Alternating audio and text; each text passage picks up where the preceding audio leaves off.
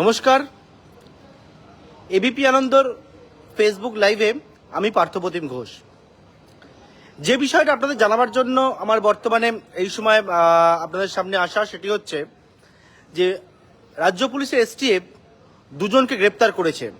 অত্যন্ত গুরুত্বপূর্ণ দুই গ্রেপ্তারি, এবং তাদেরকে বনগাঁতে গ্রেপ্তার করেছে। আপনারা নিশ্চয়ই দেখতে পাচ্ছেন। যে বিষয়ে আজকে জানাবো সেটি হচ্ছে বাংলাদেশে ওসমান হাদি খুন হয় গত বছর 12ই ডিসেম্বর, এবং সেই ওসমান হাদি খুনের ঘটনায় দুই অভিযুক্ত তাদেরকে গ্রেপ্তার করা হয়েছে।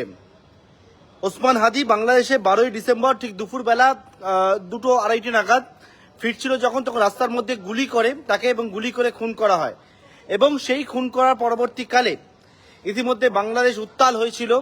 সেই ঘটনার পরবর্তীকালে দুজনের খোঁজে যখন বাংলাদেশে তাদের খোঁজ শুরু হয়েছিল, তাদের খোঁজ পাওয়া যায়নি। পরবর্তীকালে তাদের সন্ধান দেওয়ার জন্য একেবারে যে বিষয়ে অ্যাওয়ার্ড ঘোষণা করা হয়েছিল, এবং তার পরবর্তীকালে কিন্তু দুজনকে গ্রেপ্তার করা যায়নি বা ধরাও যায়নি।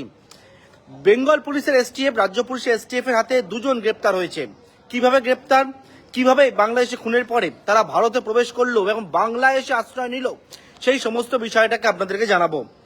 যে বিষয় সেটা জানা যাচ্ছে যে ওসমান হাদি খুনের ঘটনায় দুই অভিযুক্ত, তাদের খোঁজ যখন শুরু হয়েছিল তাদের নামে 50 লক্ষ টাকা পুরস্কার ঘোষণা করা হয়েছিল, এবং যে বিষয়ে তাদের দুজনকে চিহ্নিত করা হয়েছিল, যে দুজনকে সেই দুজনের সম্পর্কে বিভিন্ন জায়গায় সেই ছবিও কিন্তু দেওয়া হয়েছিল, এবং তার পরবর্তীকালে সেই দুজনের কোনো খোঁজ পাওয়া যায়নি। বেঙ্গল পুলিশের এসটিএফ বা রাজ্য পুলিশের এসটিএফ তারা গতকালকে রাত্রিবেলা গোপন সূত্রে খবর পায় একটা, যে বনগাঁ সীমান্ত সেই জায়গায় দুজন বাংলাদেশি তারা অবৈধভাবে ভারতবর্ষে প্রবেশ করেছেন, প্রবেশ করে সেখান থেকে তারা রয়েছেন, এবং সেই মতো সেই খবর পাওয়ার পর দুজনকে প্রথমে আটক করে।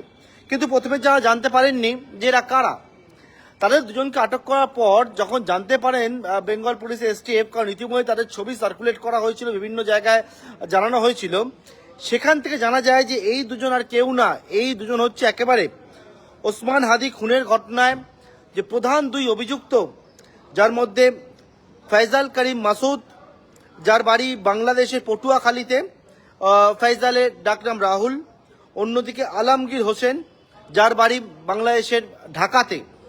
এই দুজন কিন্তু ওসমান হাদিকে খুনের পর তারা গা ঢাকা দেওয়ার জন্য বেআইনিভাবে অনুপ্রবেশ করে তারা ভারতবর্ষে চলে আসে। এবং যেমনটা জানা যাচ্ছে, ভারতবর্ষে প্রবেশ করার পর তারা কোথা থেকে প্রবেশ করেছিল, তারা হচ্ছে মেঘালয় থেকে, মেঘালয় সীমান্ত দিয়ে অবৈধভাবে ভারতে প্রবেশ করে।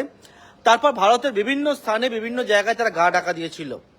এর পরবর্তীকালে গতকালকে রাত্রেবেলা বনগাঁ সীমান্তে যখন গিয়ে পৌঁছায় পুলিশ, এবং সেই জায়গায় বেঙ্গল পুলিশের এসটিএফ যাওয়ার পরবর্তীকালে একেবারে বনগাঁ সীমান্ত থেকে এই দুজনকে প্রথমে পাকড়াও করে, এবং তাদেরকে জিজ্ঞাসাবাদ করার পর জানা যায় যে বনগাঁ সীমান্ত থেকে এই দুজন তারা কিন্তু আবারও বাংলাদেশে পালিয়ে যাওয়ার ছক কষেছিল, এবং বেঙ্গল পুলিশের এসটিএফ এই দুজনকে গ্রেপ্তার করেছে, এবং ইতিমধ্যে বাংলাদেশের সঙ্গেও তারা যোগাযোগ করছে, এবং বেঙ্গল পুলিশের এসটিএফ দুজনকে ইতিমধ্যে কাস্টাডিতে নিয়েছে। অর্থাৎ ওসমান হাদি খুনের ঘটনায় দুই যে মূল অভিযুক্ত ছিল, যাদের নামে পুরস্কার ঘোষণা করা হয়েছিল, তারা গ্রেপ্তার হলো বাংলা থেকে। সুতরাং এই বিষয়টি জানাবার জন্য আপনাদের সামনে আমার এই ফেসবুক লাইভে আসা। পরবর্তীকালে যা যা তথ্য পাওয়া যাবে অবশ্যই আপনাদের সামনে আমি তুলে ধরবো। নমস্কার।